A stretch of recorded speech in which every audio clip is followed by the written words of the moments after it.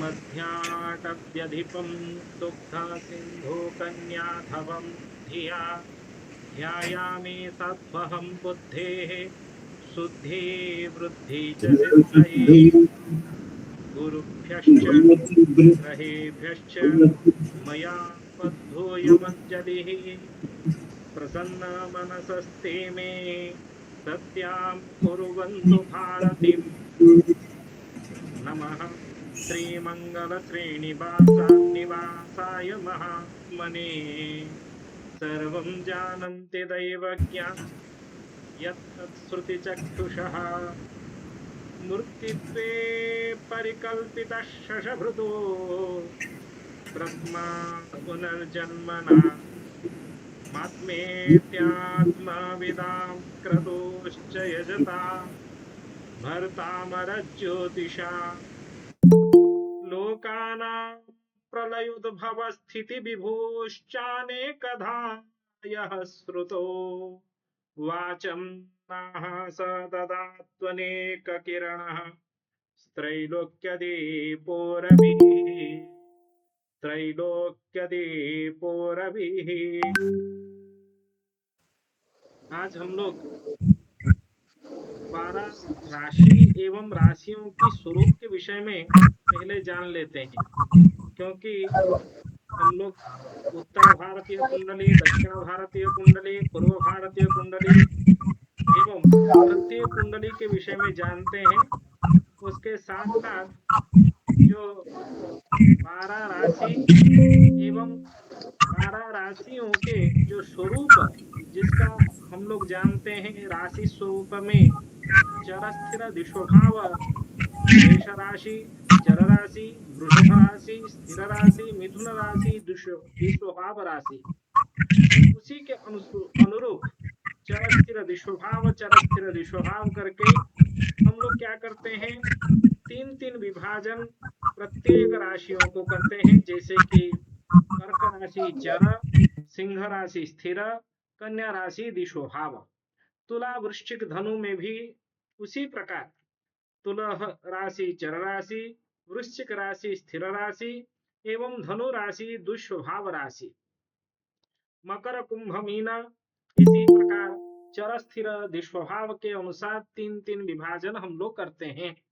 उसमें 1, 4, 7, 10 चर राशि, 2, 5, 8, 11 स्थिर राशि, 3, 6, 9, 12 दिशोभाव राशि, जो कि राशियों की संख्या से भी हम लोगों को पता चलता है। 1, 2 हम लोग क्या करते हैं, नंबर्स के हिसाब से याद रखते हैं। 1, 2, 3, 4, 5, 6, 7, 8, 9, 10, 11, 12 उसी क्रम से ही हम लोग याद रख लेते हैं। इसी के हिसाब से चर चरत्व का प्रभाव, स्थिर स्थिरत्व का प्रभाव, दिशोभाव दोनों स्वभाव प्राप्त होता है। और एक राशि में कितने अंश होते हैं, क्योंकि जब हम लोग राशियों की विचार करते हैं, एक जो चक्र होता है संपूर्ण चक्र के 360 डिग्री हम लोग जानते हैं। ये संपूर्ण चक्र कितने अंश का होगा ना, 360 अंश का होगा। यदि 360 अंश का एक चक्र का मान होता है, तभी इसमें हम लोग यदि 12 का भाग दें, तभी एक राशि कितने अंश की होगी ना, एक राशि 12 में भाग देंगे तो 30 अंश का होगा। अंश को इंग्लिश में हम लोग क्या कहते हैं ना, डिग्री के रूप में जानते हैं। एवं एक अंश जो है, क्योंकि ज्योतिष शास्त्र में अंश कला विकला के हिसाब से हम लोगों को याद रखना है। जैसे कि एक अंश कितने कला ना, 60 कला का है। क्योंकि किसी किसी को साधारण ये विषय पता नहीं है, इसीलिए मैं समझा रहा हूं। संपूर्ण ये जो चक्र है, जैसे हम लोग यदि देखा जाए तो एक चक्र को, संपूर्ण चक्र को यदि हम लोग 4 भाग में बांट लेंगे 360 डिग्री को, तभी हम लोगों को एक भाग का मान 90 डिग्री पता चलेगा।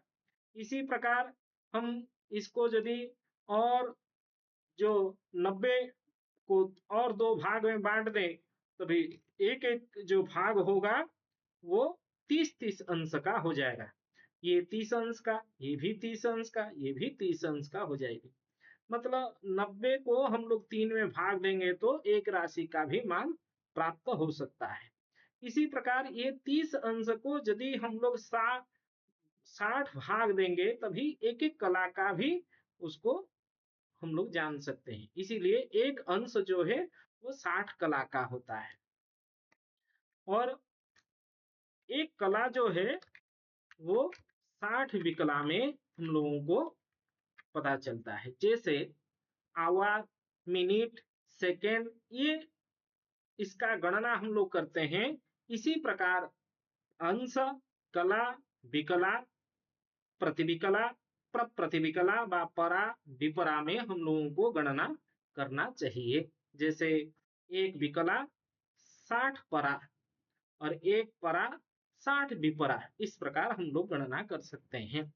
तो जैसे हम लोग यहाँ चर स्थिर दुष्भाव में देखते हैं, मिथुन राशि में दोनों स्वभाव होता है। दोनों स्वभाव मतलब एक राशि में यदि 30 अंश होगा, संपूर्ण मिथुन राशि में यदि हम लोग जानते हैं 30 अंश का होगा, उसको हम लोग यदि 2 में भाग देंगे तभी एक भाग 15 अंश की हम लोगों को पता चलेगी। तो प्रथम अर्ध, द्वितीय अर्ध के रूप में हम लोग मिथुन राशि को 2 भाग में बांट सकते हैं। तो प्रथम अर्ध स्थिर राशि का स्वभाव होगा। क्यों? क्योंकि मिथुन का पूर्व राशि वृषभ राशि स्थिर राशि है। इसीलिए पहला जो 15 अंश है, फर्स्ट जो 15 डिग्री है, वो स्थिर स्वभाव युक्त होगा। नेक्स्ट जो 15 अंश मतलब 16 अंश से लेके बाकी 30 अंश तक क्या होगी? बाकी 30 अंश तक, अवशिष्ट 30 अंश तक क्या होगा? द्विस्वभाव का मतलब चर स्वभाव। द्विस्वभाव में कौन सा स्वभाव? आने वाला मिथुन के बाद वाला जो राशि है वो चर राशि होने के कारण चर स्वभाव होगा। इसका फलकथन में अत्यधिक महत्व है। इसीलिए हम लोगों को ये राशियों की संज्ञाओं को हमेशा दिमाग में याद करके बैठाना चाहिए। तो चर स्थिर स्वभाव का विचार हम लोग पूर्व कक्षा में भी पढ़े थे, लेकिन आज वो स्थान के हिसाब से जब हम लोग विचार करते हैं, व्यक्ति के कुछ वस्तु खो जाता है, जैसे कि किसी का मोबाइल खो गया है व किसी का कुछ स्वर्ण मुद्रिका खो जाता है, कोई लेके चला जाता है अथवा कहीं अनजाने से रखा जाता है, वह वस्तु किस स्थान में विद्यमान है, उस स्थान का जानकारी के लिए प्रश्न शास्त्र में फलादेश करने के लिए, जैसे कोई आके मेरे सामने बैठ जाए और तुरंत मुझे प्रश्न करे, क्या होगा? मेरा जो खोया हुआ वस्तु मुझे प्राप्त होगा या नहीं होगा? समझ रहे हैं बात को? जो वस्तु खो गई है वो मुझे मिलेगा या नहीं मिलेगा? उसके लिए राशियों की जो द्वार वही गर्भ संज्ञाओं को समझना चाहिए। यदि चर राशि होगी तभी आपको दिमाग में बैठाना है, द्वारस्थ भाग में वह वस्तु विद्यमान है। मतलब हमारे जो मेन डोर हो व उस कमरे का जो डोर हो, डोर के आसपास वह वस्तु, खोया हुआ वस्तु, जो वस्तु नष्ट द्रव्य है, वह द्रव्य नष्ट द्रव्य द्वार के समीपवर्ती भाग में स्थित है, उसको ढूंढने से आपको मिल जाएगा। अथवा यदि स्थिर राशि होगा, ये चर राशि का द्वारस्थ निकटवर्ती भाग को हम लोगों को देखना है। यदि स्थिर राशि है तभी द्वार के वही भाग में, मतलब कहीं बाहर चला गया है वस्तु, वही घर के बाहर विद्यमान है वह वस्तु, उसको वहां से ढूंढने से हम लोगों को प्राप्त होगा। विस्वभाव होने से गर्भस्थान में वह वस्तु विद्यमान होता है। इस प्रकार और आगे भी प्रश्न शास्त्र को जब पढ़ेंगे ये द्वारा वही गर्भ, इसका प्रयोजन हम लोगों को समझ में आने लगेगा। नेक्स्ट, द्वार वही एवं गर्भ, इसको भी चर स्थिर दिशभाव के अनुसार आपको बैठा देना है 12 राशियों में। जैसे कि तुला राशि चर राशि तो द्वार होगा, वृश्चिक राशि स्थिर राशि तो वहिस्थ होगा, धनु राशि दिशभाव तो गर्भ स्थान में होगा, और मकर कुंभ मीन का इसी प्रकार आप लोगों को समझ लेना है। ऐसे ही धातु मूल जीव चिंता प्रश्न शास्त्र में अत्यधिक प्रयोजन है।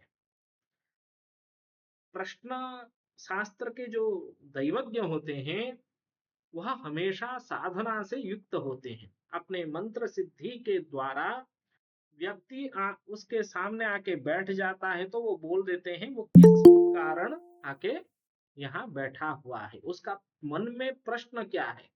वह धातु संबंधित प्रश्न है, अथवा मूल संबंधित प्रश्न है, अथवा जीव संबंधित प्रश्न। धातु सुवर्ण व कोई वस्तु जैसे वाहन अथवा किसी भी प्रकार की धातु संबंधित प्रश्न चर राशि में होता है।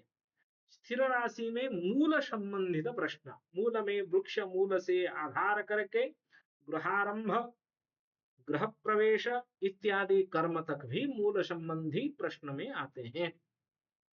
और जीव संबंधी प्रश्न में यदि कोई व्यक्ति खो गया है व अथवा किसी के विषय में जानकारी के लिए पत्नी के संबंधित प्रश्न हो, व माता संबंधित प्रश्न, अथवा पिता अथवा पुत्र व मित्र, किसी भी जीव संबंधित प्रश्न पूछने के लिए व्यक्ति आया हुआ है। इसीलिए चर स्थिर दिक्स्वभाव को और 3 विभाजन में किया गया है, धातु मूल जीव। इसको भी आप लोगों को एक तरफ से जो चर राशि है वो धातु, जो स्थिर राशि है वो मूल, एवं जो दिक्स्वभाव राशि है वह जीव संज्ञक राशि, इस तरह नोट्स बना के याद रखना है, जैसे कि हम लोगों को इसका प्रयोजन आगे भी होगा। और एक सबसे महत्वपूर्ण विषय जो होता है राशियों की स्वभाव। विषम राशि जैसे कि हम लोग जानते हैं जो विषम संख्या है, ऑड और इवन नंबर, जो विषम संख्या 1 3 5 7 9 11, इस तरह की जो संख्या है विषम संख्या, इसको विषम राशि कहा जाता है। और विषम राशि क्रूर संज्ञक राशि, मतलब क्रोध उत्पन्न, गुस्सा क्रोध उत्पन्न होने वाले राशि, उसको पुरुष संज्ञक राशि भी कहते हैं। इसी प्रकार जितने समसंख्या है 2 4 6 8 10 12, ये वृष राशि, कर्क राशि एवं कन्या राशि, मकर राशि, राशियों के संख्या के हिसाब से हम लोगों को याद करना है। उसको जितने विभाजित संख्या है, समसंख्या है, उसको सौम्य एवं स्त्री संज्ञक राशि कहा जाता है। इसीलिए सारे के सारे विषम राशि क्रूर पुरुष विषम संज्ञक राशि एवं सौम्य स्त्री समसंज्ञक राशि, इसका प्रभाव क्या है, जैसे अभी हम लोग पहले पता कर लेते हैं कौन से राशि विषम राशि और कौन से राशि सम राशि, उसको नोट्स बना लेते हैं। विषम सम, विषम सम, विषम सम, इस प्रकार विभाजन चलता है। तो विषम सम, विषम सम एवं विषम सम, जो धनु राशि वह विषम राशि, मकर राशि सम राशि, धनु राशि पुरुष, मकर राशि स्त्री संज्ञक राशि, कुंभ पुरुष एवं मीन स्त्री संज्ञक राशि, अथवा विषम सम। इस प्रकार दो विभाजन भी हम लोगों को करना है। इससे क्या लक्षण होता है, जैसे कभी कुंडली हम लोग देख रहे हैं यदि कन्या संतान का उत्पन्न हो, कन्या समसंज्ञक राशि, उसमें हमेशा आप लोगों को एक विषय दिमाग में रखना है। हमारा शरीर जो है वो लग्न लग्न जिस राशि में बैठता है, जैसे कि मैं यहाँ पुरुष कुंडली एक बना रहा हूं। लग्न यदि तुला लग्न हो, तुला लग्न समराशि अथवा विषम राशि, समराशि विषम राशि, सॉरी विषम राशि, लग्न यदि तुला लग्न हो एवं उसके साथ सूर्य एवं चंद्रमा, लग्न कहने से तनुभाव, तनु अथवा शरीर, शरीर रूप लक्षण आयु सुख दुख आकृति प्रकृति, इस सभी का विचार हम लोग तनुभाव से, शरीर संबंधित विचार तनुभाव से करते हैं। एवं सूर्य आत्मा कारक ग्रह, चंद्र मन कारक ग्रह, मन का मतलब चेतना, जो हमारे जीवन को कंट्रोल करता है वह चेतना है, मन है। और मन कारक ग्रह चंद्रमा, ये सूर्य चंद्रमा दोनों प्रत्यक्ष है, दोनों चक्षु है, एक दक्षिण नेत्र और दूसरा वाम नेत्र है। सूर्य दक्षिण नेत्र, चंद्रमा वाम नेत्र के प्रतीक है। सूर्य आत्मा, चंद्रमा मन। हमारे जीवन को चलाने के लिए ये तीनों की आवश्यकता सबसे महत्वपूर्ण है। एक तो लग्न, दूसरा सूर्य, तीसरा चंद्रमा। शरीर आत्मा मन। इसीलिए यदि पुरुष उत्पन्न हो रहा है, पुरुष जातक को, एवं लग्न विषम राशि में हो, इसके साथ साथ सूर्य भी विषम राशि में स्थित हो, सूर्य सोच लीजिए धनु राशि में सूर्य स्थित है, यहाँ निश्चित रूप में धनु राशि होगी। तुला लग्न होगा तो तृतीय भाव में धनु राशि हो जाएगी। सूर्य भी विषम राशि में, धनु राशि विषम राशि है, सूर्य भी विषम राशि में स्थित है। एवं चंद्रमा भी विषम राशिस्थ हो। सोच लेते हैं मिथुन राशि में चंद्र स्थित हो तो इस स्थान में एक योग बन जाता है।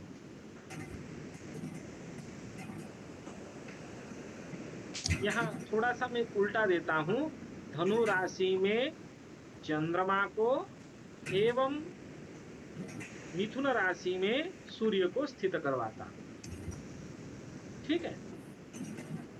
तीनों लग्न चंद्रमा सूर्य विषम राशि में स्थित हो एवं जन्म कुंडली में जातक पुरुष जातक हो, ये किसका? पुरुष जातक, पुरुष का कुंडली हो, एवं दिवा जन्म हो, दिवा जन्म दिन में जन्म हो, डे टाइम में। यहाँ लग्न से सूर्य नवमस्थ होने के कारण, नवम भाव में बैठने के कारण ये दिन में जन्म है। इस तरफ वाला दिवा है और इस तरफ वाला रात्रि है। सूर्य यदि इस तरफ बैठेगा, जैसे धनु राशि में होने से रात्रि हो जाता, मैं इसीलिए सूर्य को चेंज कर दिया, सूर्य को मिथुन में ले आया और चंद्रमा को धनु में। पुरुष जातक जन्म, पुरुष हो, लड़का हो, बॉय हो, एवं दिवा जन्म हो, तीनों विषम राशि में स्थित होने से कौन सा योग बन जाता है? महाभाग्य योग बन जाता है। मतलब इसका अर्थ यह है, पुरुष जातक के लिए विषम राशि सबसे महत्वपूर्ण राशि होते हैं। जितने विषम राशि में जितने अधिक ग्रह बैठेंगे वो पुरुष के लिए पराक्रम का वह प्रतीक हो जाएगा। इसीलिए पुरुष राशि सबसे पुरुष जातक के लिए महत्वपूर्ण होते हैं। इसका जस्ट उल्टा स्त्री जातक में यहाँ हम लोग एक उत्तर भारतीय कुंडली को देखेंगे।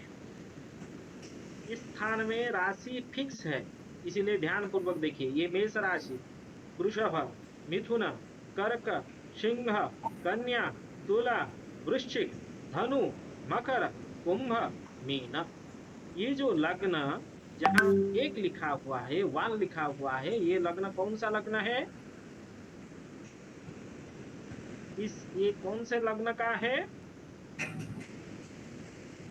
लग्न क्या है? हरिओम। सर स्क्रीन पे दिखता नहीं है सर, आपकी फोटो आ जाती है तो वो आप जो दिखा रहे हो वो पीछे दिखता है। वो आपकी फोटो पहले दिखती है, कुंडली पीछे दिखती है।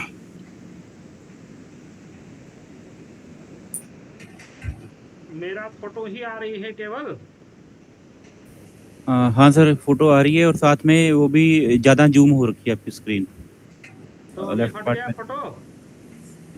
हाँ अभी हट गया सर। फोटो हट गया तो ये सारा आ गया क्या? आया सर, थोड़ा सा नीचे कर दीजिए सर।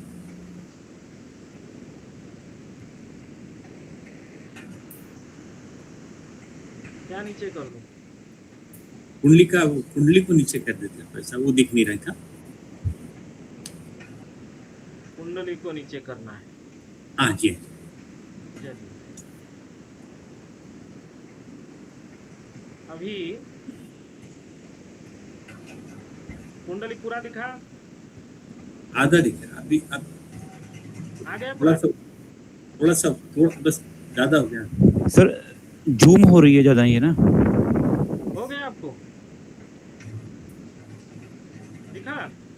हाँ थोड़ा सतह कीजिए सर।